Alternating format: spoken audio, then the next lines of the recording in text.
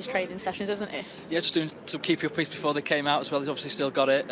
So yeah, I mean, he smiles a lot. I think he's very disarming in the press conference when he is asked tricky questions. It's been obviously quite an eventful start, should we say, to his life at United, but he's able to kind of say the right things, I think, at different moments, and he's clearly got a strong support team around him as well, from Sporting, being able to bring over, I think, 6 staff from his club over there. So yeah, I think he looks comfortable in himself. You've been to plenty of press conferences, we shall say, seeing Ruben. What's he like to speak to from a journalist's perspective? He's really good, to be honest, because you can ask him tricky questions. I think he takes things head on. He has a laugh with you. He's a little bit sort of self-deprecating as well at times. Obviously the stuff he came out with after the Fulham game, where he was saying he's not 40, he's actually 50. Then in the press conference to us afterwards, he said, sometimes I regret some of the things I come out with. So it's quite humorous to kind of be around, but he's strong as well. You can clearly tell that he's not shy about sending messages in press conferences and having that platform to use to kind of make sure that people understand what he wants from them. It was a lovely little birthday present for him, wasn't it, getting those points at Fulham? I mean, it was a tricky game, though. Yeah, tricky game, tight contest, pretty uneventful, right? First half, and I think that kind of shows the need for United to ultimately, whether it's going to be this window or the summer one, sort of reinforce with attacking options.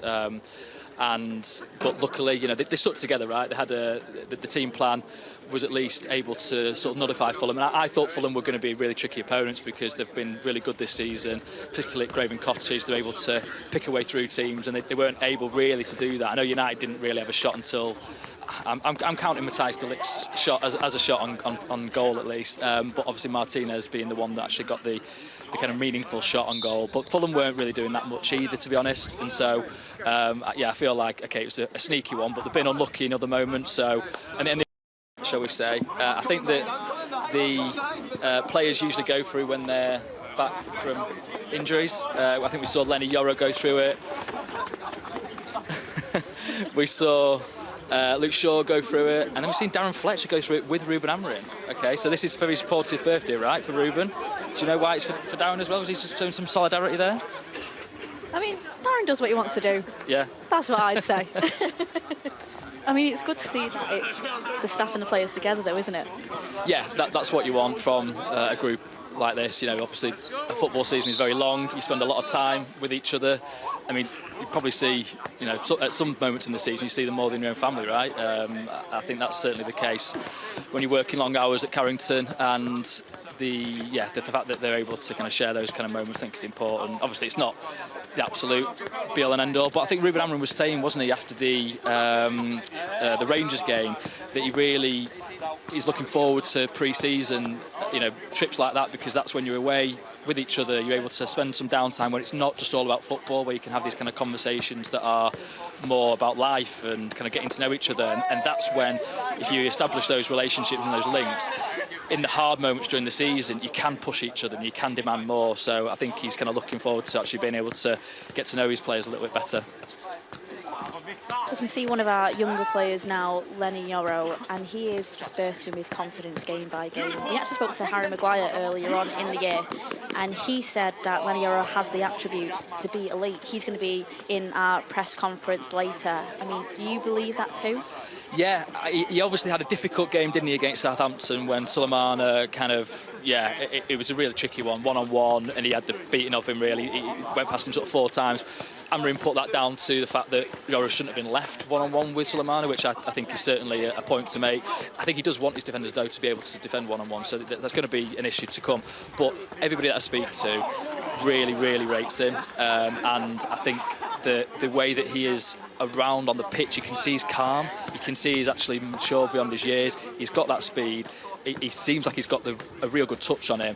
What I did really love as well was after Toby Collier cleared off the line incredibly from Anderson against Fulham to kind of maintain that 1-0 victory, he was the one going up to him, sort of grabbing him by the neck, and it's sort of a pretty aggressive celebration, but it was that kind of stuff that it shows it's kind of primal, right? They're kind of really desperate for this win to get over the line, and he was there with Martinez and Dolo, I think it was, that obviously gave him the celebration. So, yeah, Yoro clearly seems like he really enjoys football, like he wants this to be a success, and he obviously had opportunities to go elsewhere and he chose United. I think credit to the guys for getting it over the line. Obviously decent transfer fee for a player of his age, but I think he's got real quality.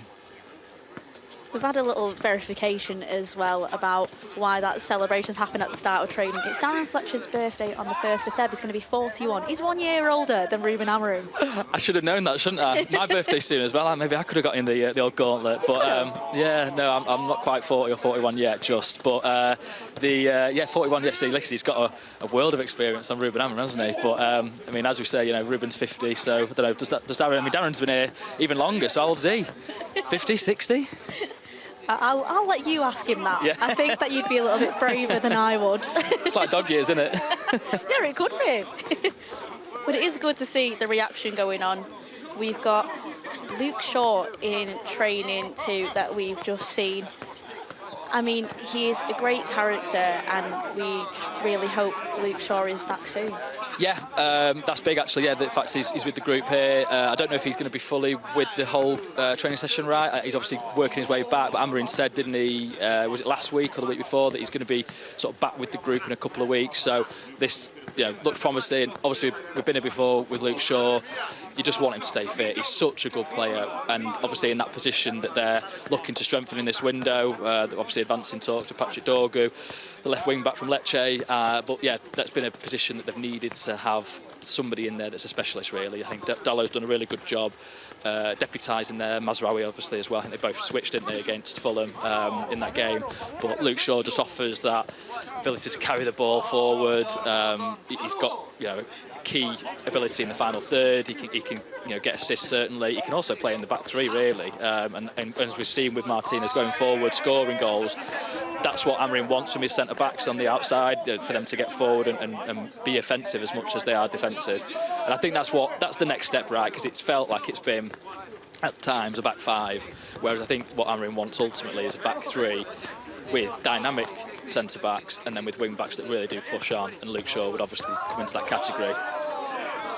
We can see the goalkeepers involved in this part of the session as well. We've got Altai on one side, Andre on the other. Who do you think could start?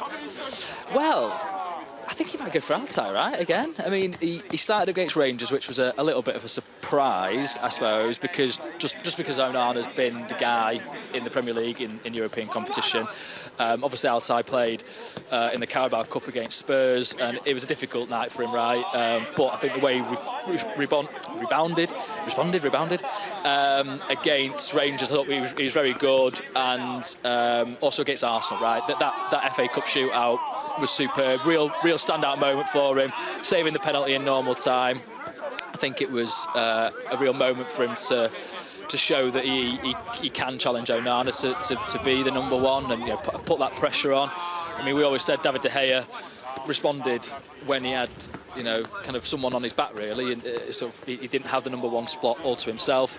And I wonder if that'll provoke Onana to just step up again.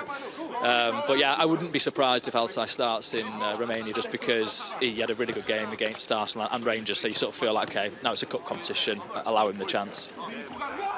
We can have a look at the group that's a little bit closer to us as well. Looks like Diogo's having a lot of fun in that middle there. Yeah, I mean, so what have we got here then? We've got the players. So the goalkeepers being involved in the rondos is a new thing, right? Obviously, Amorim wants his goalkeepers to be able to pass out from the back, which is significant.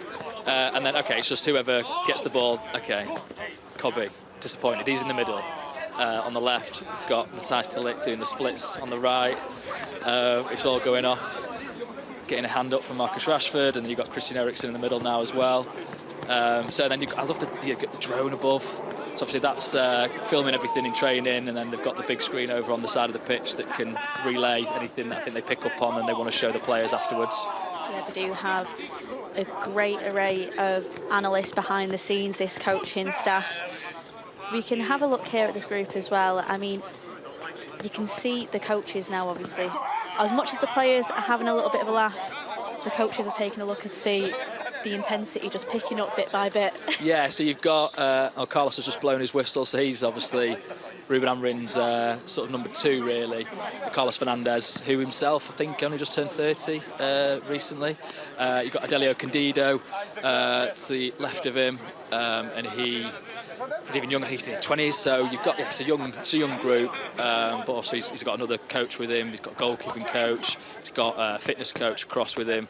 So obviously these are people that have known each other for a good while. They've been together at Sporting. I think even before that at Braga and then at Casa Pia as well. Some of them. So it's a strong bond I think that has been established between them all, and that you need that, right? I mean, obviously he's come in and there's people that he's going to inherit in terms of Darren Fletcher, in terms of Andreas Georgeson, who obviously joined in the summer to look at kind of individual development at set pieces. So they've stayed, and you need that, I think, link.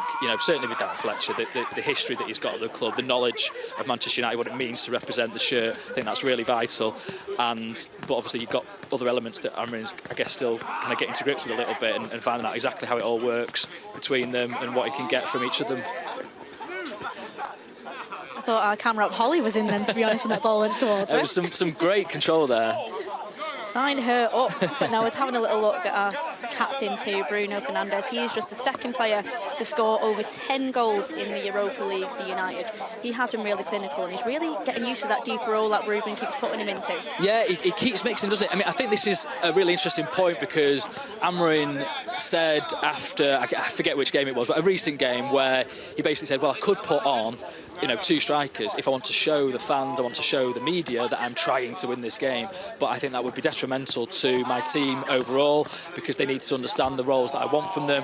What I can do is I can tweak within the system, really. So that, I think Bruno has been a key part of that, where he's obviously started deep in some matches and then he's pushed on if they kind of need a goal, or he started more advanced and then he's dropped deeper.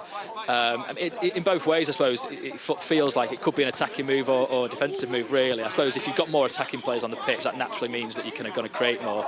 And it was a point that he made about Garnacho, actually, after the game against Fulham, where he said, sometimes I'll ask him to play more inside, which is probably more of an adaptation to his game than if he plays on the outside, which is more natural to him. He's been a winger coming up through the academy, so but he can still play that kind of role in this system. So I think that's the kind of stuff that Amorim's getting to grips with. Yeah, but I mean, Bruno, I do think he obviously does divide opinion at times. Certainly more from the outside of United fans than perhaps within the fan base. Although there is some questions within, but I feel like the kind of output that he's brought to the club since he joined, a January transfer. We're in the January window at the moment. We're talking about good January transfers.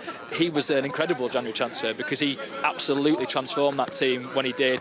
Managed to get them qualified for the Champions League that season. I mean, those are heady days, right?